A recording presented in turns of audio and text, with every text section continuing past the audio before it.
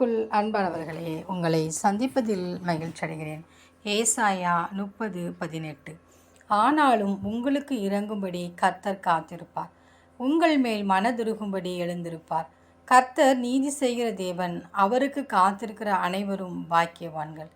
ஆம் பிரியமானவர்களே, நம் தேவனாகிய கர்த்தருக்கு காத்திருக்கிற அனைவரும் பாக்கியவான்கள். நம் தேவனாகிய கர்த்தர் நமக்காக இறங்கும்படி அவர் காத்திருக்கிறார். நம்மேல் மனதுருகும்படி அவர் எழுந்திருக்கிறார். அவர் நீதி செய்கிற தேவன். ஒருவேளை இந்த நாட்களில் உங்கள் நீதி மறுக்கப்பட்டு காணப்படலாம், இல்லை என்றால் மறந்து போய் காணப்படலாம். நம் தேவனாகிய கர்த்தருக்கு காத்திருக்கிற அனைவருடைய நீதியையும் அவர் எழுந்திருக்கிற பண்ணுகிறார். எனவே இந்த நாட்களிலே நமக்காக இறங்கும்படி காத்திருக்கிற தேவனுடைய பாதத்தை நாம் பற்றி கொண்டு அவரிடத்திலே நம்முடைய உள்ளத்தின் பாரங்களை எல்லாவற்றையும் நாம் அறிக்கையிட்டு ஜெபிப்போம். அப்பொழுது நம் தேவனாகிய கர்த்தர் நமக்கு நீதி செய்ய அவர் கடந்து வருவார்.